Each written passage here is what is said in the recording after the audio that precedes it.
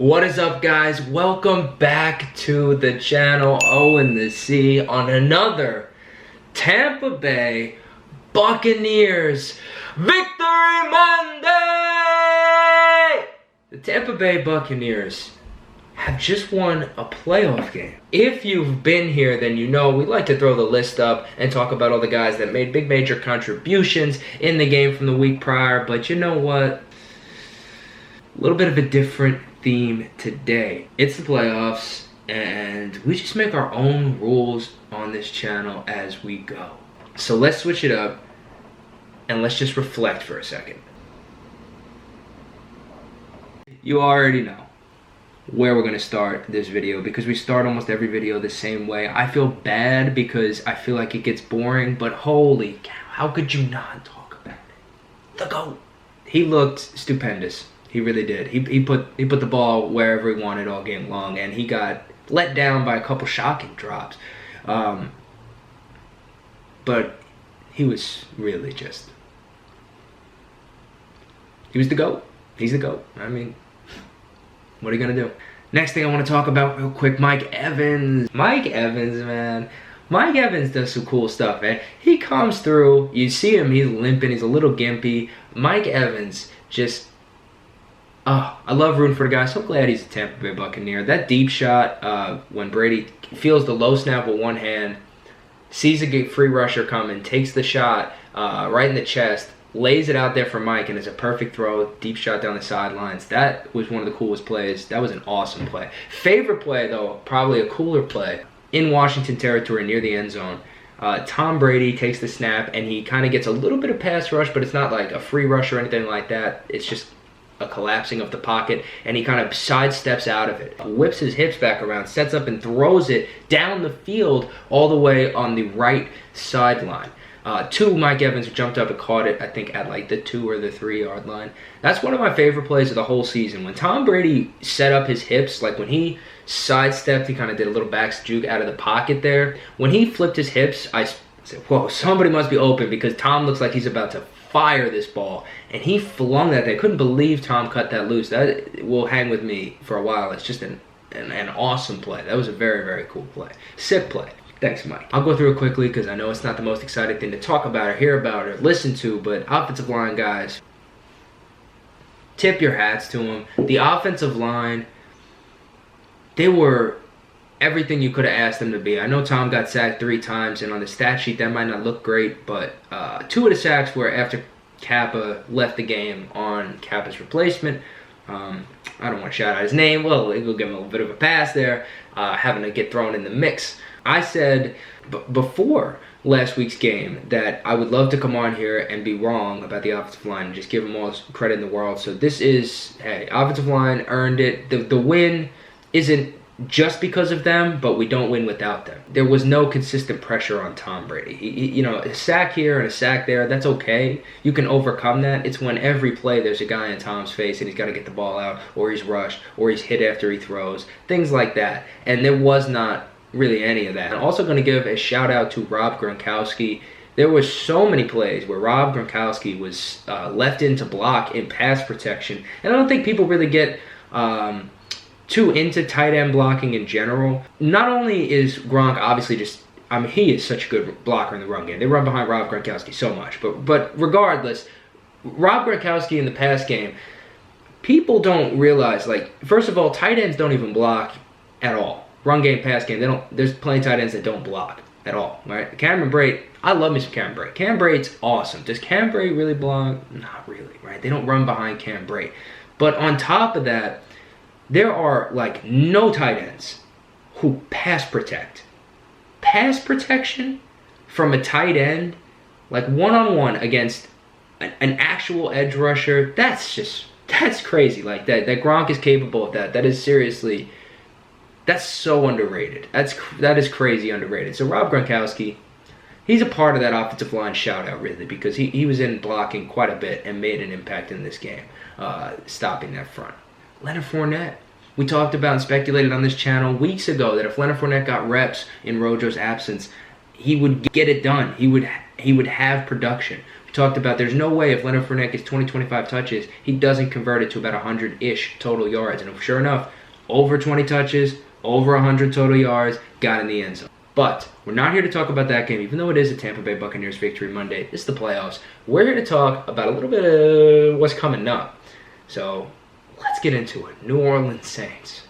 Before we get into the video, I do want to take a minute and shout out a couple of the BUCS lifers, guys who have been here from the start and have seen the ups and the downs, and definitely more downs than ups, but they finally have gotten a chance to get to the playoffs, and not only are they playing in the playoffs, but they've actually gotten themselves a playoff win, so that's really awesome. Talking about guys like Lavonte David, Mike Evans, Cam Brate, William Golston, guys who have really been here for a long time, and have really, they've been through it with the Tampa Bay Buccaneers, so it's awesome to feel that success and see them be a part of it.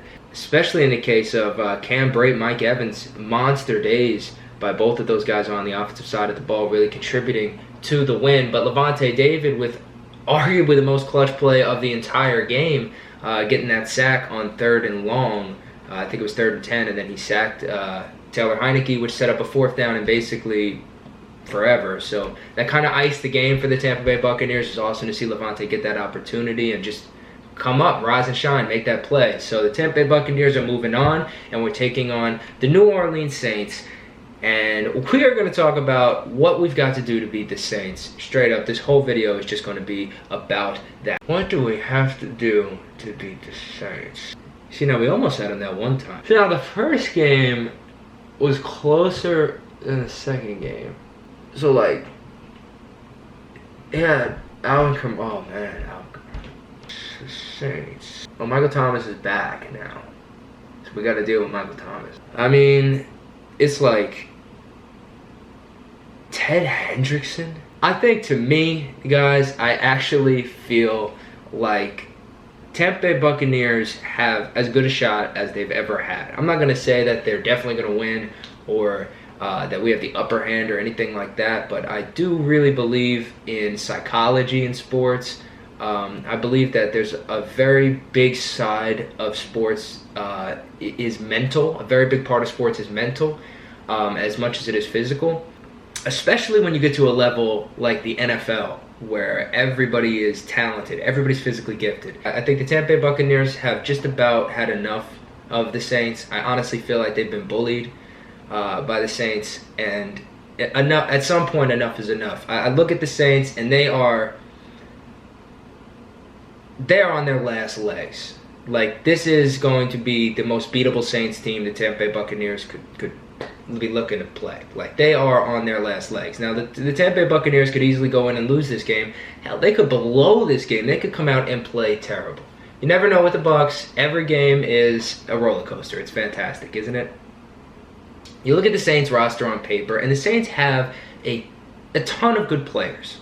They have so many players on that team that make a lot of plays that don't really get noticed, that nobody ever hears about or talks about, right? You really just hear about Cam Jordan. Occasionally people mention Demario Davis, and then it's Kamara, Michael Thomas, Drew Brees. No one ever talks about the guys that are super underrated that make a ton of big plays for them throughout the game. But we as Bucs fans have been there, done that, seen it all. We know about all these guys that the Saints got just waiting in the wings to make plays. Even with that being said, you look at the Tampa Bay Buccaneers roster, and it's not even comparable. The Tampa Bay Bucs have, honestly, one of the best rosters on paper that I've ever seen. In my time as a football fan, just in the NFL, you just go up and down the roster, and the talent pool is silly. It's silly. It's really silly. That doesn't guarantee you wins, right? Talent just gives you an opportunity to win games, put you in position to have success, but it doesn't guarantee you success. At some point, it comes down to that talent coming out and becoming, playing to its fullest potential.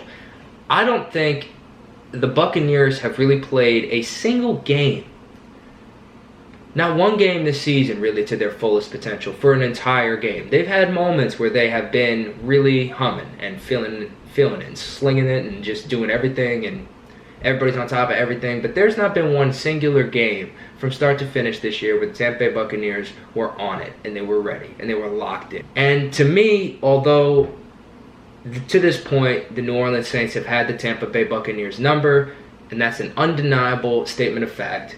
I think if there ever were a time to wake up for the Bucs, it's now. I think the Bucs are a different team than they were either of the last 2 times that they played the Saints. I think they have a different game plan.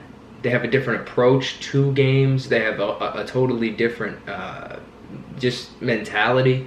We have started to get contributions from different guys since then as well. Am I happy the Bucs are playing the Saints? No.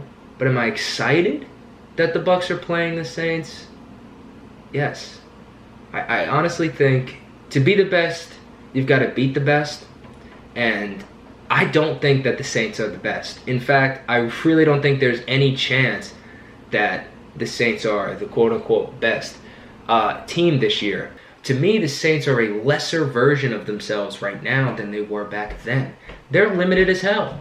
Drew Brees, I can't discredit the man's toughness. Drew Brees is like, with zero disrespect, because he could easily win this game. The Saints could easily carry him to a victory here. But make no mistake about it, Drew Brees is almost like Peyton Manning circa that Denver Broncos Panthers Super Bowl run. Drew Brees is like a half a step away from that. If the Tampa Bay Buccaneers can't play to their potential now, then they don't deserve it. Because this is an opportunity. It's a golden opportunity. It's a revenge game in the biggest way. It's going to be a heated game. The Bucs have to be ready for that. You have to be ready to play for that emotion. You can't let them bring the emotion to you. You got to bring it back. And that is going to be really the tale of the game, because the Saints are going to come out and try to play the Buccaneers the way they always try to play the Buccaneers. They're going to try to bully us and smack us around and make us feel like little brother. If the Bucs let that happen, which, hey, Tampa Bay Buccaneers definitely might let that happen. If they let that happen, then you know what? It is what it is.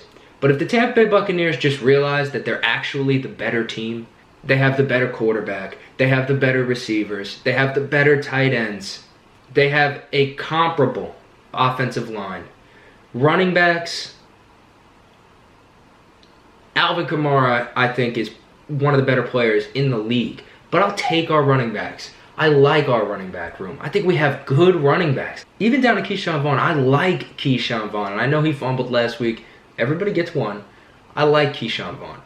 Leonard Fournette, if WilOcho can go. LaShawn McCoy, if we would need him in a situation to come through for us. I like our running backs. It's just a matter of it coming together and gelling, and the Buccaneers just putting their best foot forward. The Buccaneers have yet to do that this year.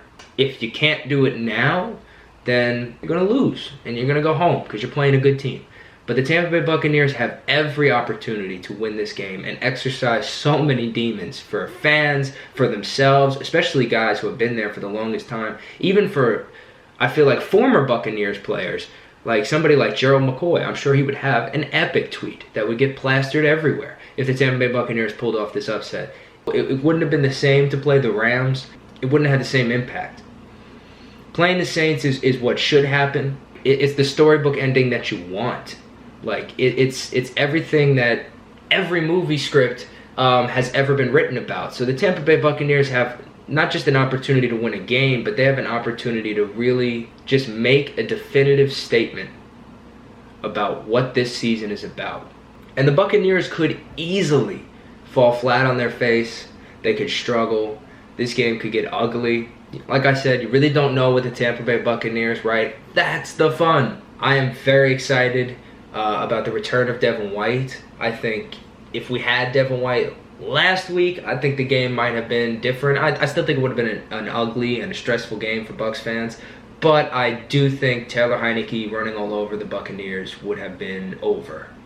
The Bucs are in a great spot. We're actually in round 2 of the playoffs, right? This is the divisional round of the playoffs. I can honestly say, in my time as a fan of football, right, this is the furthest my team has ever gone. I've never experienced this before. So it's serious business now. I mean, it is what it is. We got the storybook game that you dream of. The Tampa Bay Buccaneers are taking on the New Orleans Saints. Divisional round of the playoffs. Winners going to Lambeau for the right to go to the Super Bowl.